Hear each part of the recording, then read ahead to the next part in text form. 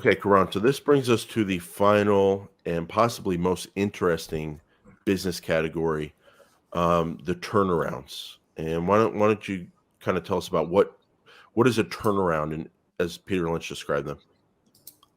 I mean, this is kind of what our entire portfolios are about, right? I mean, these are the kind of stocks with the catalysts that we wait for. The large multi-bagger opportunities, where like it's like you think the horse is dead, you think that the horse is going to start running, and then eventually the horse is going to grow wings and then just take off. That's what a turnaround is, right? So that's kind of what we're seeing with a lot of the companies in our portfolio. Like we talked about Carvana a little bit over there.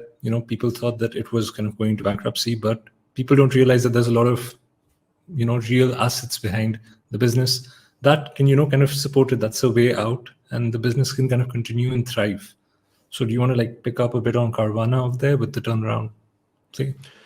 Yeah, so I think definitely like with Peter Lynch and turnarounds, what caught my eye was just when I hear the word turnaround, like before this book, I was thinking more like, okay, a business has some slowing sales and they're going to introduce a new product and try to improve the business.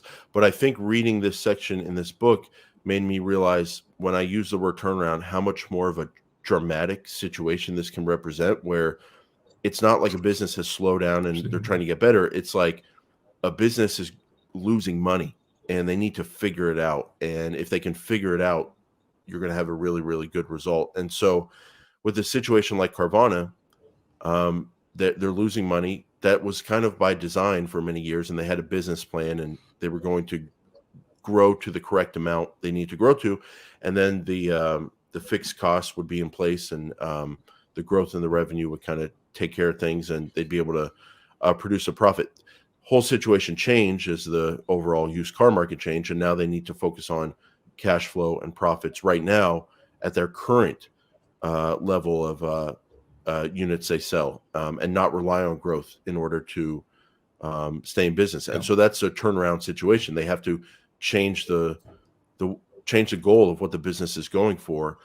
And my takeaway from this chapter, the risk with turnarounds, is what matters the most here is cash and assets and debt and the runway, basically, and your judgment of the runway and what kind of runway they have, and do they have the runway that it will take to get to the point they need to get to turn around. And of course, judging their ability to turn around matters. But with something like Carvana, the stock price is down a lot. A lot of the commentators on Carvana are, even though they say they're not, they're driven by price, and they're looking at the price and thinking that writes a story. I think what some people are missing is the amount of real estate that they have, and possibly their ability to cut costs. So we'll see what happens.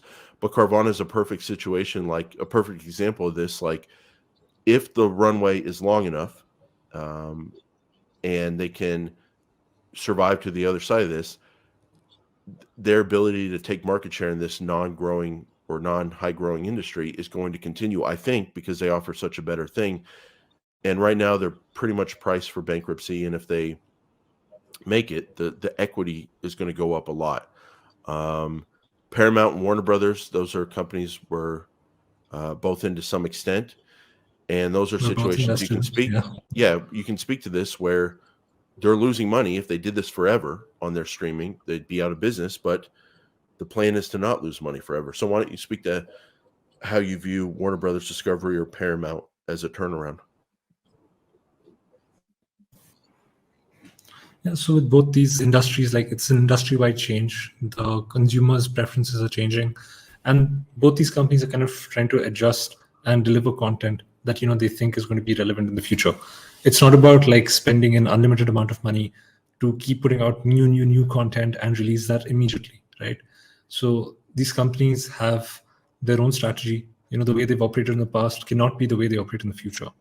So that's kind of what's happening with both these businesses to a large extent. And they are kind of similar in a lot of ways, a bit different from the rest of the industry, namely Netflix.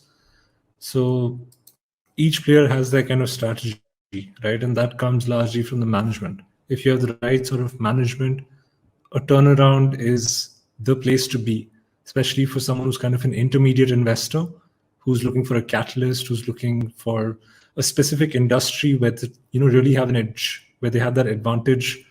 They think they know something, they have an insight that maybe the rest of the market is not seeing yet.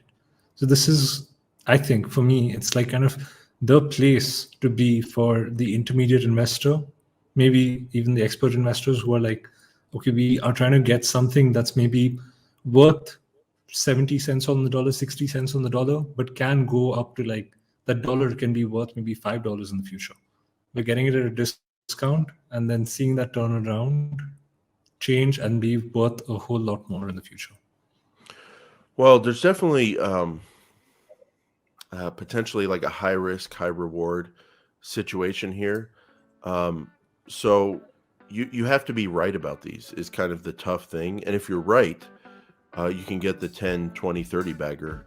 But if you're Absolutely, wrong, potentially you can lose a lot. So